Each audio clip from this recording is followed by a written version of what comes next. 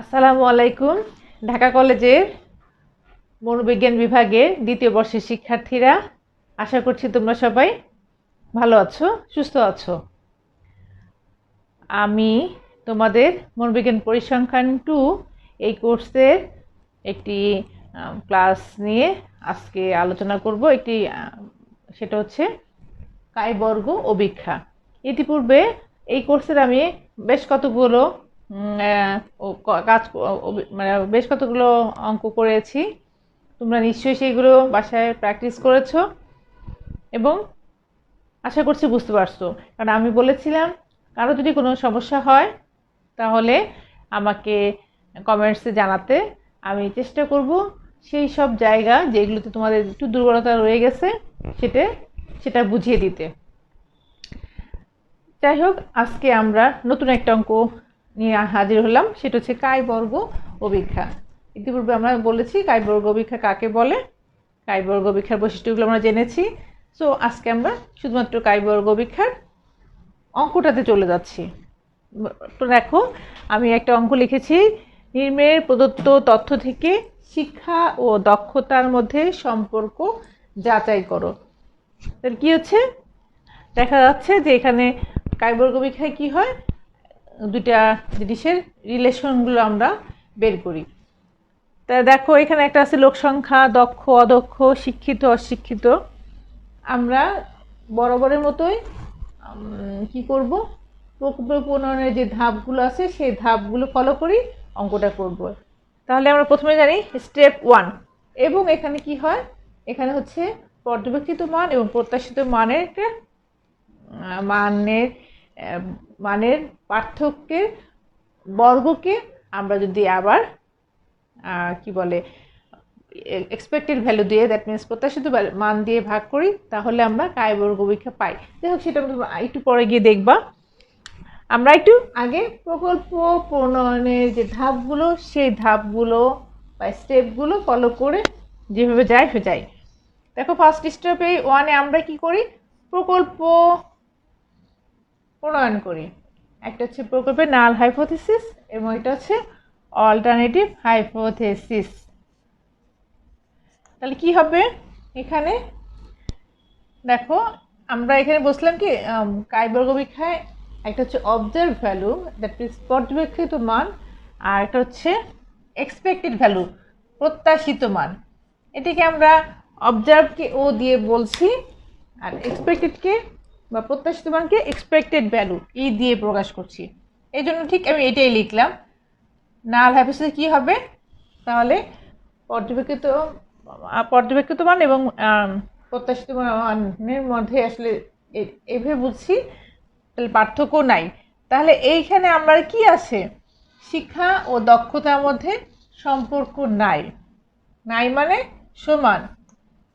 তাহলে আমরা লিখতে পারি শিক্ষা ও দক্ষতার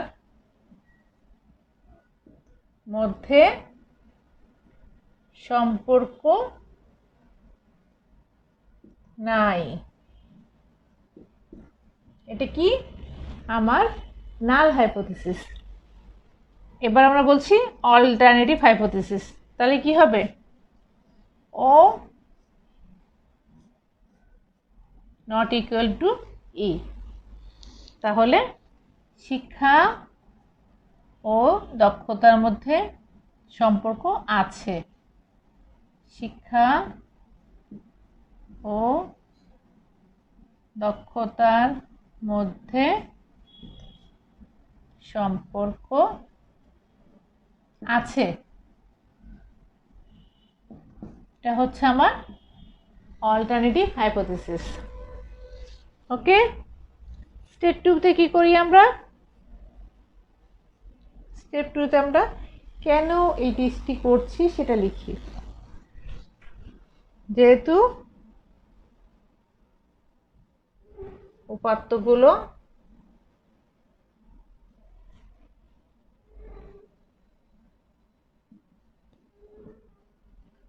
অর্ডিনাল স্কেলে আছে,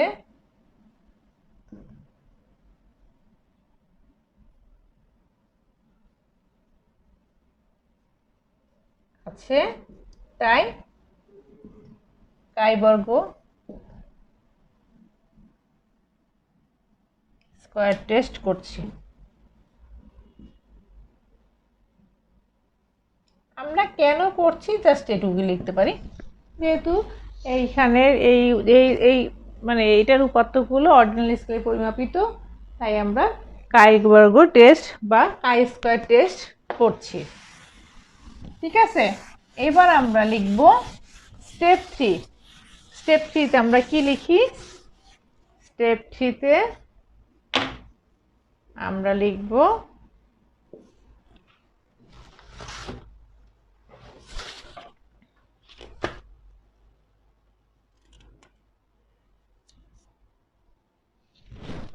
আলফা ইকুয়াল টু 0.05, তাই তো? আর ডিএফটা একটু লিখে রাখি। ডিএফ কি হবে? এখানে ডিএফ হবে r-1 c-1। আর কয়টা? আর কতগুলো? আর হচ্ছে রো, রো হচ্ছে 2টা 2 - 1, আর সি হচ্ছে 2টা, কলামও 2টা 2 - 1, 1 into 1 into 1। এই হচ্ছে আমাদের স্টেপ 3। ওকে, আমরা স্টেপ 4 একটু যাই।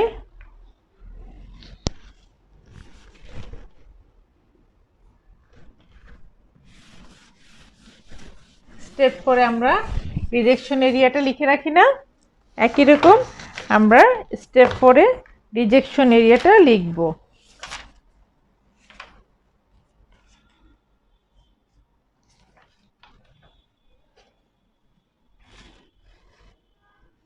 আলফা ইকুয়াল টু 0.05 এবং ডিএফ কত পেলাম? ডিএফ ইজ 1 অনুযায়ী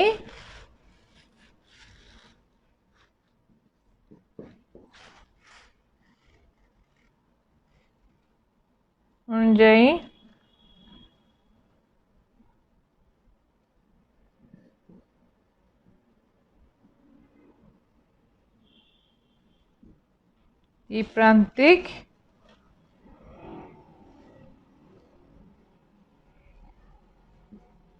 যাচাইয়ের ক্ষেত্রে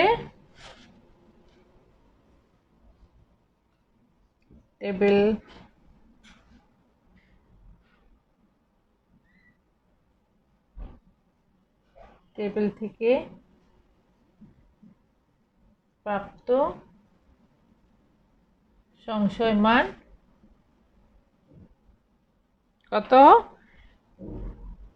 3.841।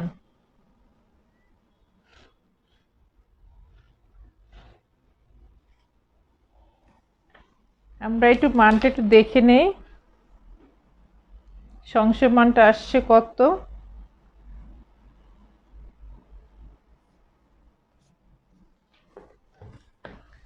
আচ্ছা, টেবিল মানটা একটু বের করি নেই, সরি, লিখে নিই একটু। এই অঙ্কের জন্য তোমাদের একটা কি হবে? একটা টেবিল মান থাকবে।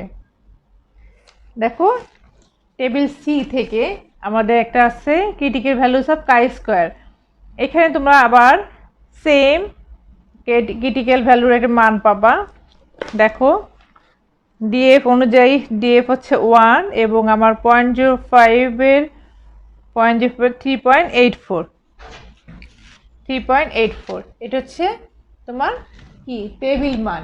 এটা হচ্ছে টেবিল সি থেকে প্রাপ্ত। টেবিল সি থেকে প্রাপ্ত সংশয় মান হচ্ছে 3.81।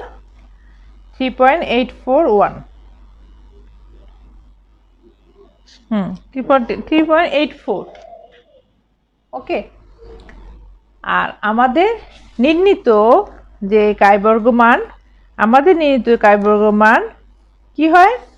যদি বড় হয়, আমাদের নির্ণীত কাইবর্গ মান যদি বড় হয়, তাহলে নাস্তি প্রকল্প বর্জন করা হবে।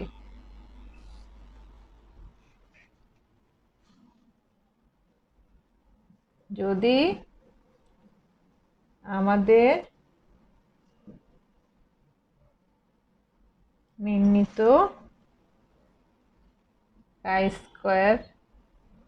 কাই স্কয়ার মান টেবিল মান থেকে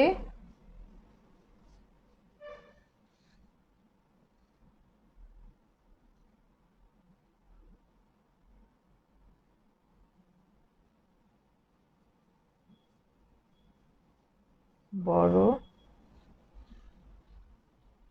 হয় তবে নাল হাইপোথিসিস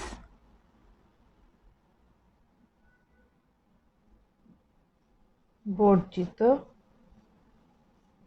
হবে। ঠিক আছে, কি হলো আগের মতোই একটা আমরা টেবিল মান পাবো। কাই স্কয়ারের জন্য টেবিল সি ব্যবহার হয়, দেখবে টেবিলগুলোতে লেখা আছে কাই স্কয়ার বা টেবিল সি থেকে প্রাপ্ত মান এত। যদি আমাদের নির্ণীত কাই বর্গ মান টেবিল মানের চেয়ে বড় হয় তাহলে এইসও বর্জিত হবে। ঠিক আছে, এটা হলো স্টেপ 4। আমরা এবার দেখি স্টেপ 5 আমরা কিভাবে নির্ণয় করব। স্টেপ 5, এবার আমরা যাই স্টেপ 5 ক্যালকুলেশন।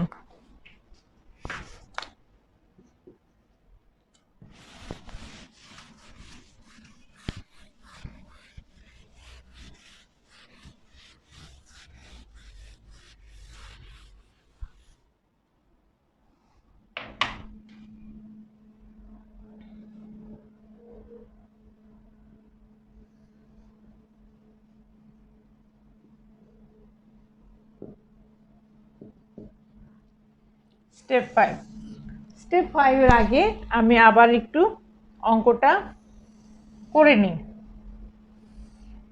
এখানে কি আছে,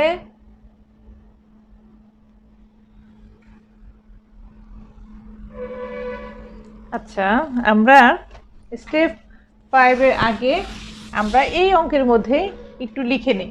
এখানে যদি আমরা যোগ করি কত আসবে, টোটাল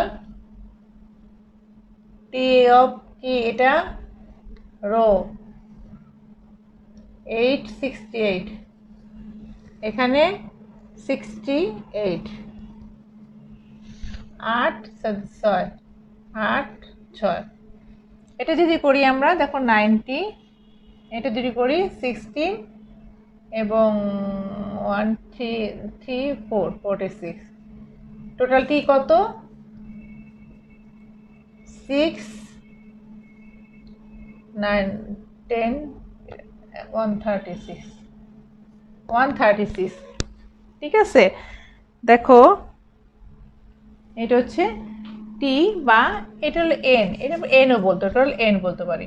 তাহলে কি হচ্ছে, এইগুলো হচ্ছে আমার রো, এই রো হচ্ছে আমরা যোগ করলাম, এদিকে কলামগুলো যোগ করলাম, এটা হচ্ছে আমরা কলামও বলতে পারি, কলাম। তাহলে আমরা জানি যে এইখানে হচ্ছে কি লোক সংখ্যা শিক্ষিত আছে, সেই শিক্ষিত মধ্যে কিছু আছে দক্ষ, কিছু আছে অদক্ষ। আর অশিক্ষিত মধ্যে আছে কিছু আছে দক্ষ, কিছু আছে অদক্ষ। কি হলো, আমরা বলছি শিক্ষার সাথে দক্ষতার, এইখানে হচ্ছে শিক্ষার সাথে দক্ষতার সম্পর্কটা আমরা জানতে চাইছি, তাই না? শিক্ষিত অশিক্ষিত বা নিরক্ষর আর হচ্ছে দক্ষ অদক্ষর। এখন আমরা দেখব এটার এই যে মানগুলো, এগুলো হচ্ছে অবজার্ভ ভ্যালু। আমরা এই মানটা পেয়েছি, এই অবজার্ভ ভ্যালুর, এই শিক্ষিতর অবজার্ভ ভ্যালু, দক্ষর ক্ষেত্রে অবজার্ভ ভ্যালু পাওয়া গেছে 40। এই সংখ্যাটা বা এই উপাত্ত পেয়েছি, এই গণ সংখ্যাগুলো পেলাম। ঠিক একইভাবে শিক্ষিতর ক্ষেত্রে আবার অদক্ষ কিছু আছে, এই অবজারভেশনটা আমরা পেয়েছি। তাহলে এগুলো হচ্ছে কি অবজার্ভ ভ্যালু, আমরা এই পর্যবেক্ষণ করে এই মানটা পেয়েছি। এই মানের একটা প্রত্যাশিত ভ্যালুটাও বের করতে হবে। কাইবর্গ টেস্টের আমরা পর্যবেক্ষিত মান এবং প্রত্যাশিত মানের একটা করি। আমরা যখন একটা গবেষণা করি, তার আমরা একটা পর্যবেক্ষণ করলাম, তার একটা প্রত্যাশিত মানও যদি আমাদের থাকে, সেইটাই আমরা জানার চেষ্টা করব। তাহলে এইটার এটার পর্যবেক্ষিত মান কত হবে, এটার জন্য একটা সূত্র আছে, মানে বের করার এক্সপেক্টেড ভ্যালু বা প্রত্যাশিত মান বের করার একটা সূত্র আছে। একটা হচ্ছে column total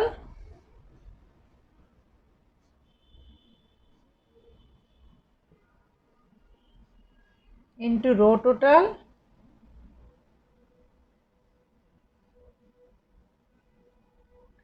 divided by grand total.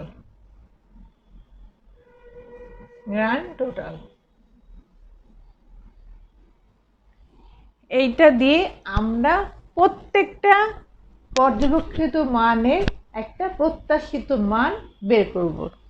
সেই বের করার জন্য আমার সূত্রটা হচ্ছে এরকম যে column total into row total divided by grand total. তাহলে আমরা যদি এইটার কি বের করতে চাই, পর্যবেক্ষিত মান প্রত্যাশিত মান বের করতে চাই, এক্সপেক্টেড ভ্যালু বের করতে চাই, তখন আমি লিখতে পারি ই অফ কি এই 40 পর্যবেক্ষিত মানের বের করতে চাই, তখন সূত্র হবে আমার column total into row total divide by grand total. এই 40 ক্ষেত্রে আমার কলাম টোটাল কত 90। আচ্ছা, এই অফ 40 রো টোটাল কত 68, আর টোটাল মান হচ্ছে টোটাল গ্রান্ড টোটাল 136। সেম আমি যদি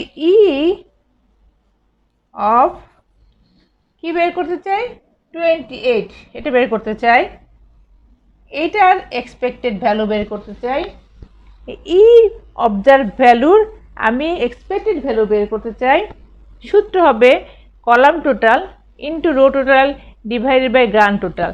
তাহলে 28-এর কলাম টোটাল কত 46 ইন্টু এই 28-এর কলাম রো টোটাল কত 68 আর গ্রান্ড টোটাল 136। বোঝা গেল? তাহলে এই দুটো মান আমরা বের করে ফেলি।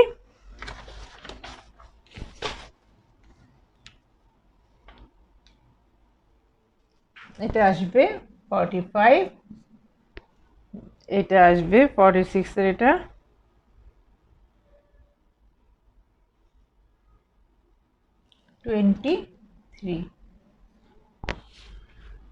একইভাবে আমরা ই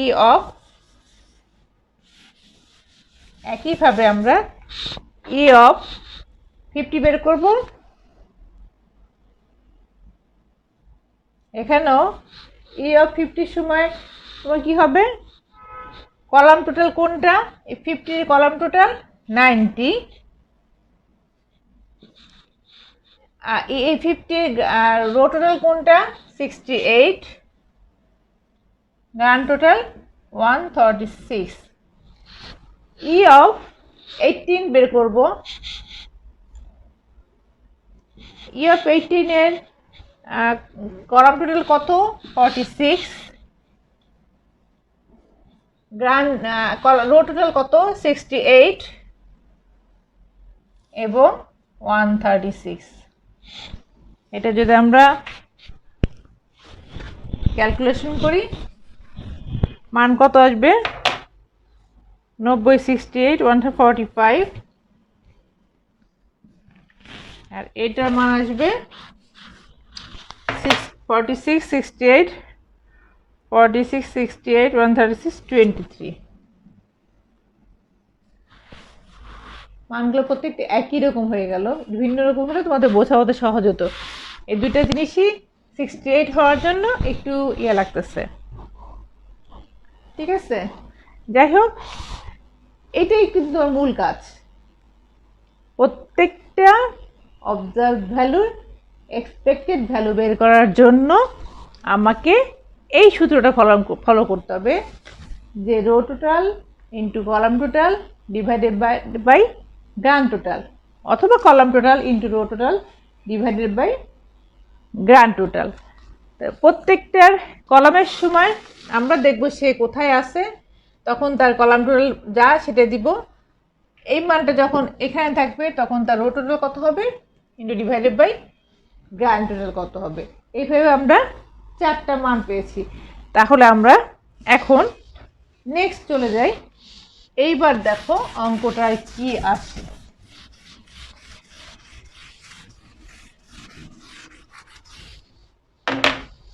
তাহলে আমরা যদি অঙ্কে যাই, ও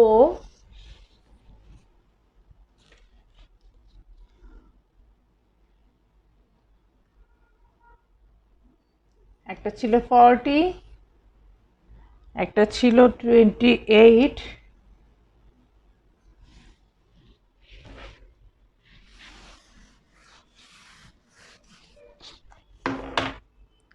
ওগুলো কি কি ছিল, একটা ছিল 50, একটা ছিল 18। এটার এক্সপেক্টেড ভ্যালু আমরা কত পেলাম, এর সময় এই 40 সময় আমরা পেয়েছি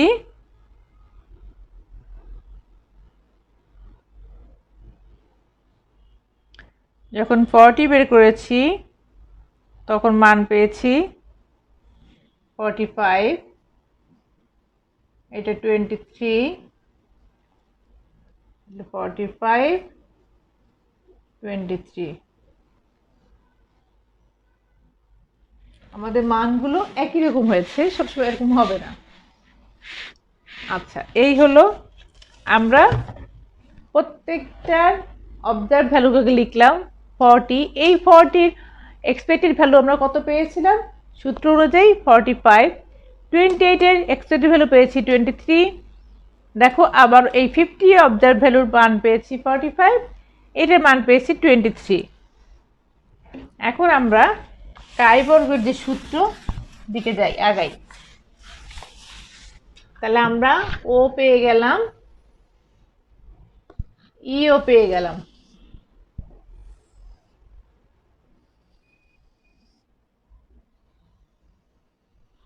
আমাদের সূত্র অনুযায়ী এখন আমাদের লাগবে ও মাইনাস ই।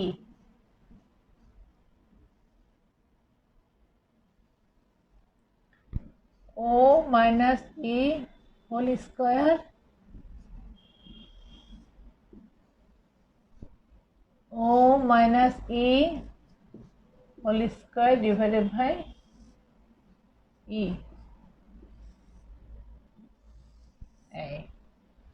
তাহলে ও মাইনাস ই কত আসছে এখানে, দেখো 5 মাইনাস 5, এটা 5, 5 মাইনাস 5 স্কোয়ার করলে কি আসতেছে,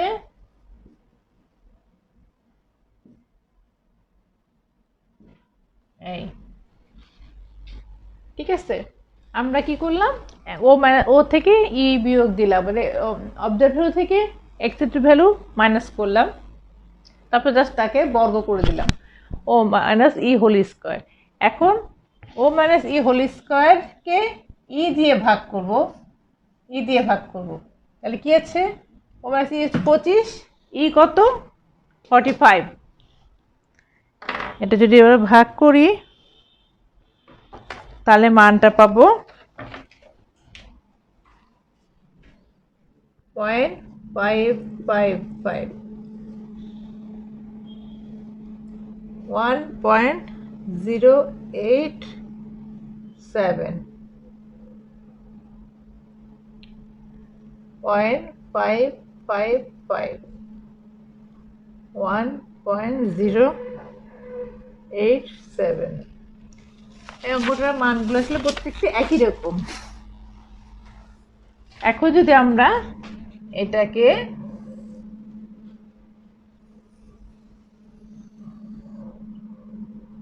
সামেশন করি, O minus E whole square divided by E, এ করলে যোগ করলে কত আসে, 3.284। দ্যাট মিনস তোমার কাই বর্গ অভিক্ষার সূত্র হচ্ছে, কাই বর্গকে আমরা এভাবে প্রকাশ করি,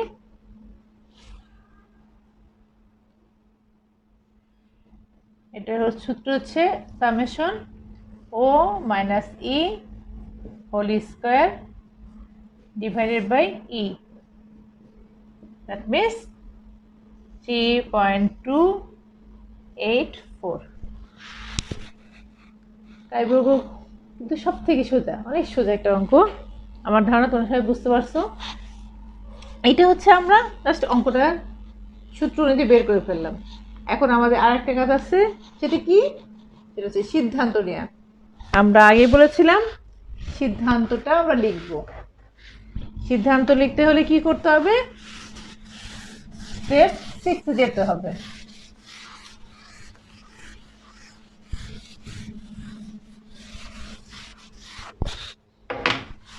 স্টেপ 6 সিদ্ধান্ত।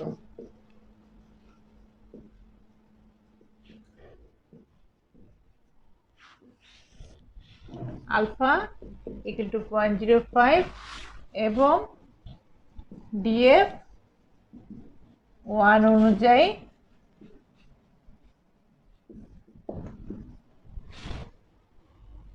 টেবিল সি থেকে প্রাপ্ত মান আমরা আগে লিখে রেখেছিলাম, কত জন ছিল? 3.84।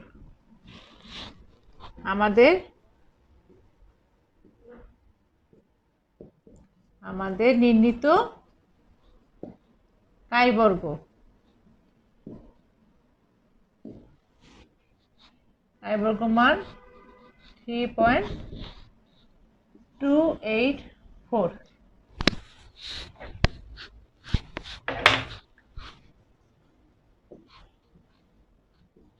যা টেবিল মানে হচ্ছে কি, এটা বড় না এটা বড়? এটা বড়, ছোট টেবিল মানে হচ্ছে ছোট। সুতরাং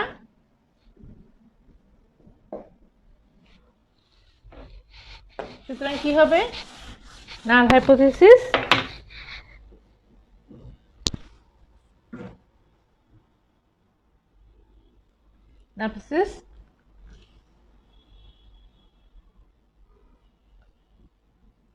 গ্রহণ করা হলো। অর্থাৎ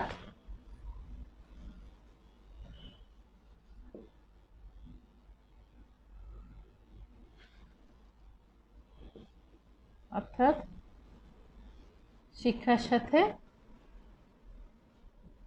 দক্ষতা সম্পর্ক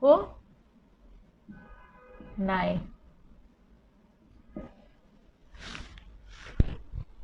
তাই না? আমরা যখন রিডাকশনারিতে লিখছিলাম যে টেবিল মানের সাথে আমাদের নির্ণীত মানের তুলনা করব, যদি আমাদের কি হয়, আমাদের নির্ণীত মান যদি টেবিল মানের চেয়ে ছোট হয় তাহলে এইসো বা নাল হাইপোথিসিস গ্রহণ করা হবে, এই জিরো বা নাল হাইপোথিসিস গ্রহণ করা হবে।